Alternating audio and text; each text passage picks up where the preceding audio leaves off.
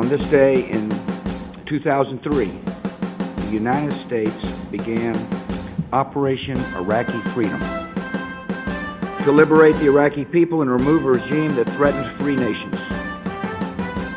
5 years into this battle, removing Saddam Hussein from power was the right decision, and this is a fight America can and must win.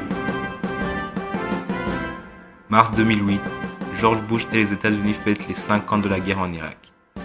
Une guerre que plusieurs professionnels qualifient d'injustifiée et illégale. Une guerre qui a été condamnée par les Nations Unies et qui continue aujourd'hui en 2015, soit 12 ans après son début, à faire des victimes sous une autre forme. L'État islamique. L'État islamique, depuis quelque temps, inonde les médias occidentaux avec des images horribles qui dépassent notre imagination. Des décapitations, des destructions de monuments de l'histoire irakienne, des enlèvements et ainsi de suite. En tant que téléspectateur, on ne peut s'empêcher de se demander comment de telles personnes peuvent exister dans le monde d'aujourd'hui.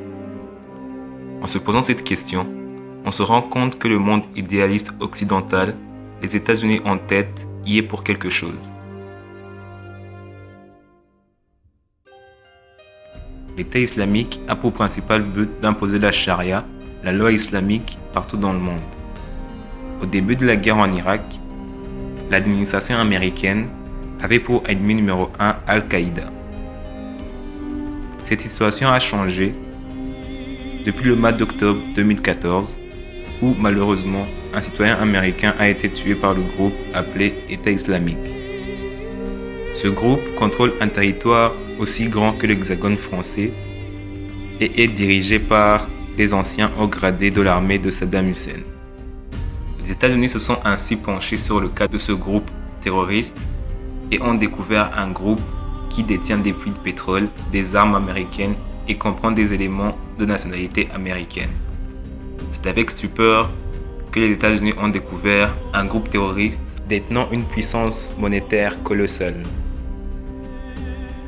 L'intervention des États-Unis en Irak en 2003 est connue pour avoir été la base de la création de l'État islamique.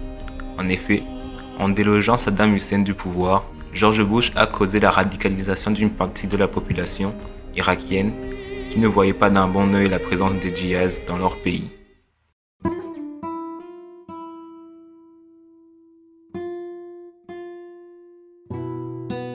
La puissance militaire de l'État islamique commence à être prise au sérieux par les États-Unis et ces derniers commencent à mieux armer les troupes de l'armée régulière irakienne pour lutter contre le groupe terroriste. Les drones américains et les bombardements au sol ont été la stratégie du gouvernement Obama pour lutter contre la progression de l'État islamique. Mais malgré cette réaction américaine, un léger goût amer reste néanmoins sur leurs lèvres, car pour une fois, ils ont en face un ennemi plus fort et plus organisé et qui d'autant plus semble être en train de gagner cette guerre en Irak, guerre qui fait tant la fierté des États-Unis.